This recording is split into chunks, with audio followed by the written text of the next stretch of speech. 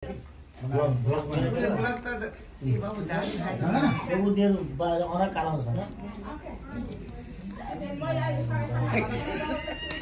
बोलेको कुरा हो के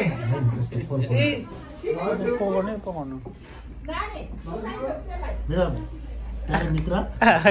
को भन्नु त तपाईँको मित्र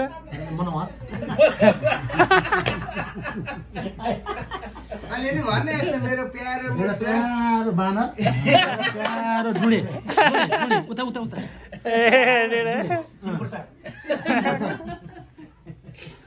आज नातिको चाहिँ भात खुवाई सबैले रमाइलो गरेको छोराको तपाईँहरूको नाति पर्यो नि त फेरि छोराको नाति त तपाईँहरूको नाति पर्यो नि त फेरि नातिको चाहिँ भात खुवाईको उपलक्ष्यमा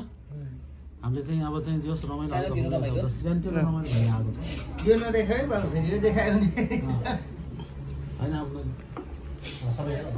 बोलेको त गइसक्यो अब होइन ताइ काट्नु त काट्दैन बुझ्छ त्यही त जे भने पनि त भएन नि त्यो यो कोही मैले मजा गरेँ होइन त्यो सुधिले बुझ्छ अलिअलि के त्यो कोही भन्छ नि तपाईँहरूको कुरादेखि होइन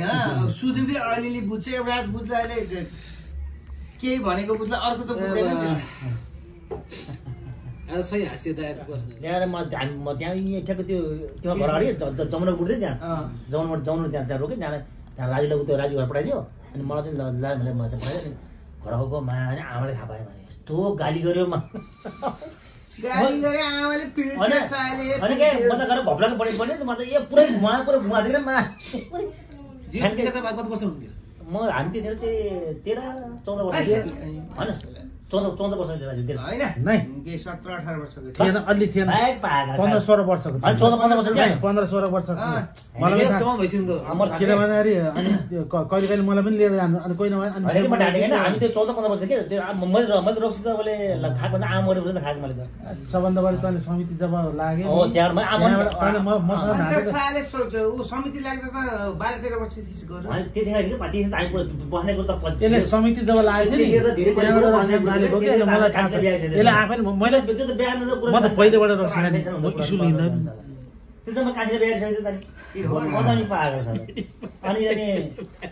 के भन्छ रे त्यसले हामी त्यो 14 वर्ष 14-15 वर्ष थियो यसको मेमोरी तगडा छ नि त फेरि यसले बुझ्छ के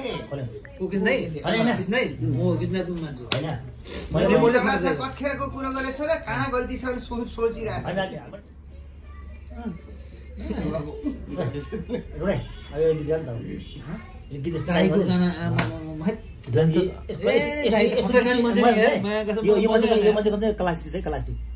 दाइ सुनिदिउँ न त एउटा गाना के जान्छ र मलाई थाहा छैन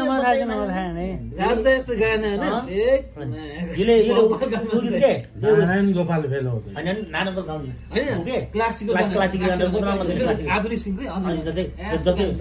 यो सपना हुरायो भने तोरी गाउँछले त्यहाँ अर्को दिन के